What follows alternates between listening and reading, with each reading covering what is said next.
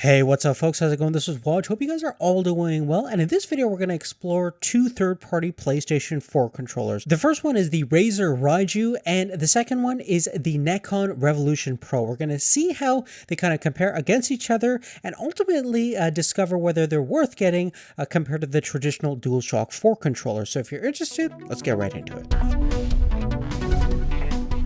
Now we're going to start things off by talking about the Razer Raiju. Firstly, this is a very expensive piece of hardware. It's currently available in the UK and Europe and roughly retails for just around the $180 USD mark, which is an absolutely insane amount for any piece of accessory hardware for the current generation consoles. That being said, the actual build quality and fit and finish of the controller is actually really nice. The polycarbonate construction feels very solid in the hand. There's lots of rubber all the way around to give you a very secure feel in the hand, and ergonomically it feels very similar to the Xbox One Elite controller. Now you can see that the arrangements on the thumbsticks is very similar to the DualShock 4, so for people migrating from the standard controller, it's very easy to get adjusted and accustomed to the configuration that the Raiju presents. Now you'll see that the thumbsticks themselves are covered with removable rubber pads, and the rubber pads themselves give you a nice secure grip to the thumbsticks, and plus you have the option to get new ones as they become worn out or dirty. Now the overall feel and tracking performance of the thumbsticks in-game feel really nice and precise.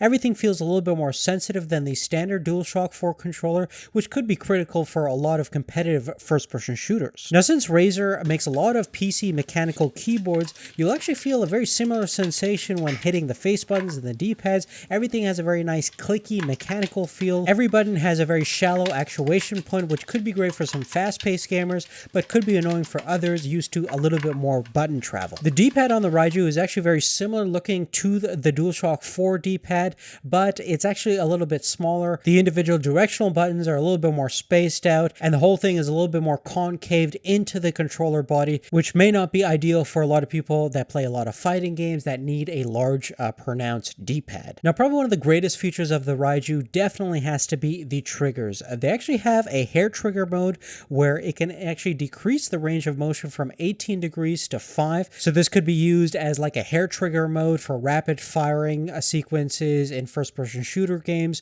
Again, designed for competitive players out there. And just the overall spring mechanical feel of the triggers themselves feel very tactile and give you a great sensation when pressing and depressing them. I would definitely say if you like the triggers on the Xbox One Elite controller, then this is right up your alley. At the back, you'll find 4 aluminum trigger buttons, which could be used to recreate certain macro commands or to remap general primary commands on the controller. And at the bottom of the controller, you'll find that there's an extra control panel for those individual custom button settings, as well as headset controls for mute and volume. Now, some of the features that the Nacon Revolution Pro and the Raiju share is the fact that they're both wired controllers. They both come with a detachable USB connection. There is no wireless component, there is no speakers, and no light bar, so they're not compatible with the PlayStation VR. And this is all in the gear of making sure that you have the most minimal amount of latency, and even though wireless is pretty good these days,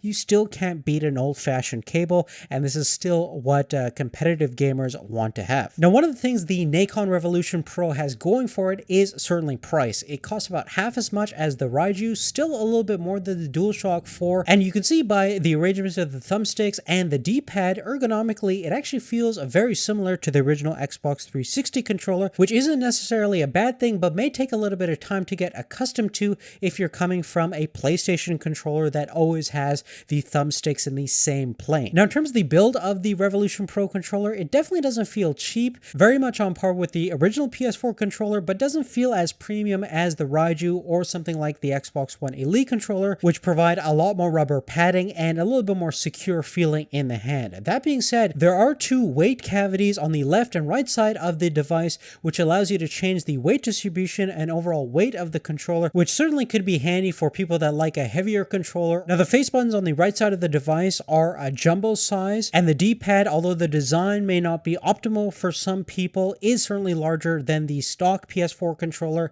and indeed the one that comes on the Raiju. The thumbsticks themselves are raised by a couple of millimeters compared to the stock PS4 controller, which adds a level of precision, which is nice. And probably one of the coolest features of this controller is that there's a level of customization that's not found on the Raiju, since you can actually use a piece of software for your PC to change the dynamics of the thumbsticks by modifying the strength curve and dead zones. Furthermore, you can adjust the sensitivity of the triggers as well as the intensity of the vibration built into the controller, and you can set up different macro sequences as well as remapping different button controls to the 4 custom buttons located at the back of the controller. And plus, you have 4 individual presets built into the controller, so that way when you hook it up to your PS4, you can toggle between all these different settings. Now, in summary, I would say that the Revolution Pro controller doesn't feel as nice as the Raiju from an ergonomic and build standpoint. The triggers are definitely not as nice as the Raiju, but certainly considering the price tag, it definitely gives the Raiju a good run for its money,